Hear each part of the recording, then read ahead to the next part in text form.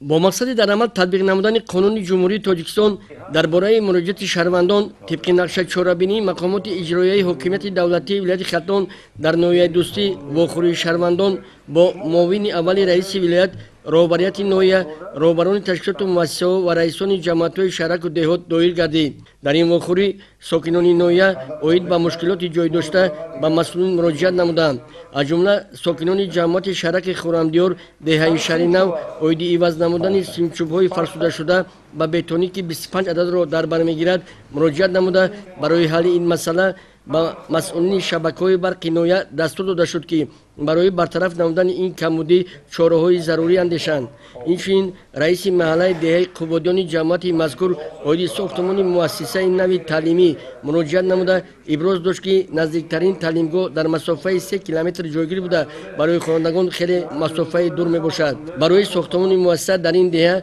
بر رهبریت نویه و مسئولین دخلدار موظف گردانیده شدند که برای فراهم آوردن شرایط تعلیمی به خوانندگان در دوره طلبات موجوده چاره‌اندیشی نمایند. ساکنان از جماعت دهات جلیکل و انورستان دهه زرنسار و رخشان زمین اوید به جدا نمودن قطعه زمین نزدیاولگی مراجعت نمودند. برای تامین نمودن آنها با قطعه زمین نزدیاولگی به مسئولین نویه دستور داده شد که از زمین‌های جدا گردیده در جماعت شهرک خرمدیار با آنها قطعه زمین جدا کرده شود. از جماعت شهرک خرمدیار رئیس محله دهه کدامن اویدی پیشگیری نمودن خف حالت‌های فوق‌العاده تازه نمودن راه‌های سیلگذر که مسافت 1 کیلومتر را در بر می‌گیرد مراجعت نموده مسئولین دخلدار موظف گردانیده شدند که برای برطرف و پیشگیری کردن این مشکلات چاره‌های ضروری اندیشند. ساکنین جماعت دهات جلیکل اویدی کمک رسانیدن به فرزند معیوبش مراجعت نموده از طرف مقامات اجرایی حکومت دولتی ولایت خرطوم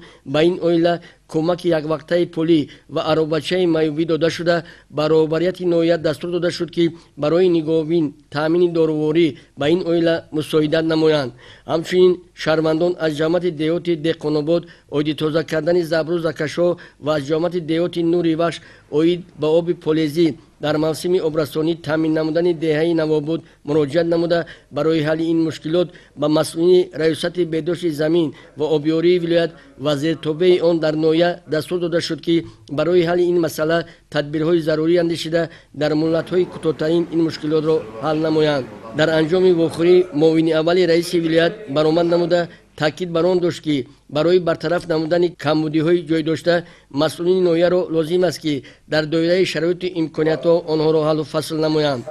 همچنین گفته شد که با مقصد آمادگی گرفتن به کشت و کار بهاری معرکه‌های سیاسی در پیش رفته و به استقبال جشن نوروز بین‌المللی کارهای آبادانی و سازندگی را وسعت بخشیده تا اینکه چاره‌بینی‌های در پیش رفته را در سطح بلند و با دستاوردهای نظررس استقبال گیرند. خانمرود نیازی غیرشوی مردان نمازلی ارگش برای برنامه اخبار از ناحیه دوستی.